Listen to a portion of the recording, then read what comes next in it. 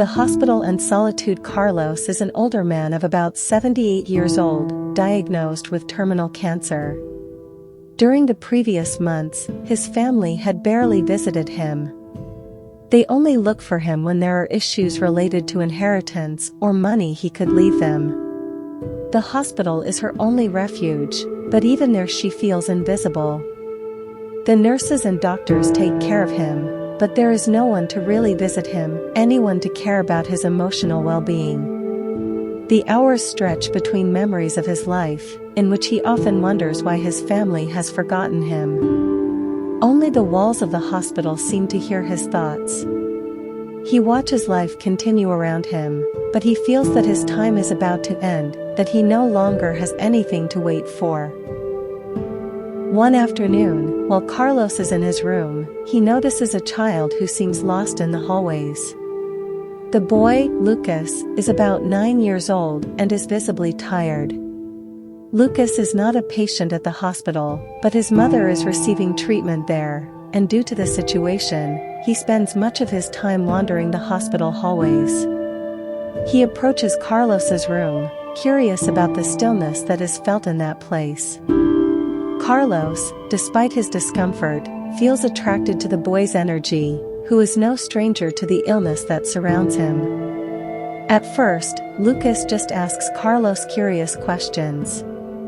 "Why are you so sad?" he asks him one day, and Carlos, surprised by the boy's sincerity, answers him with a sad smile. The conversation continues for weeks, with Lucas visiting Carlos every day after school, bringing with him stories of his life, the things he likes, and the dreams he still has. Carlos, over time, begins to open his heart to the boy.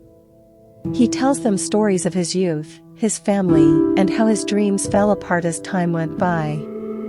Lucas, although a child, has unusual wisdom for his age, and he talks to her about his own life, his sick mother, and his desire to be a good son, even if he doesn't always know how.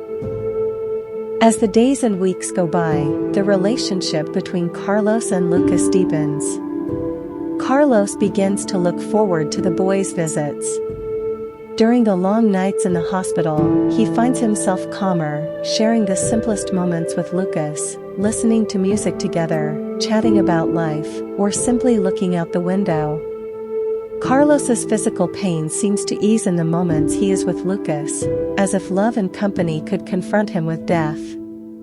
One day, while Lucas brings him a drawing he made for him, Carlos tells him, "You know, kid, I never imagined I could find peace in someone like you.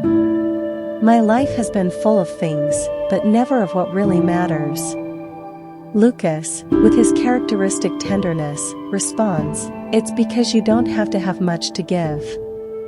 I only give you what I have: time, company, smiles."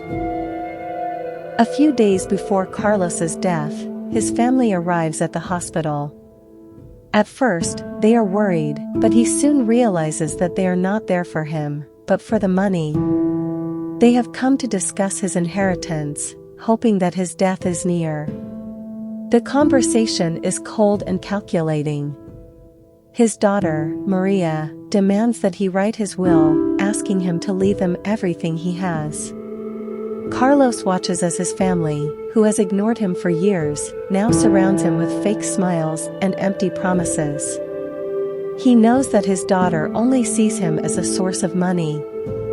He feels more alone than ever, but at that moment, the boy, Lucas, appears at the door, with his drawing in his hands, smiling. Carlos makes a decision at that moment. He knew that his fortune meant nothing if there was no true love behind it. The next day, Carlos calls a lawyer and signs his will. Instead of leaving everything to his family, he leaves his fortune to Lucas, the boy who showed him what the true value of life is.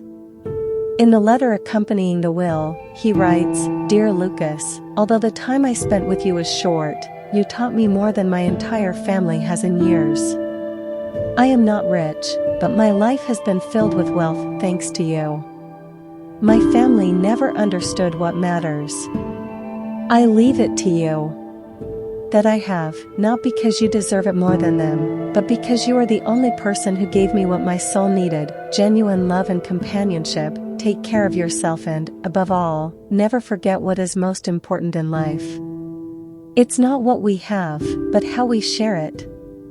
Days later, Carlos falls into his room, with a serene smile on his face. Lucas is by his side, and although sad, he knows that his friend is now at peace.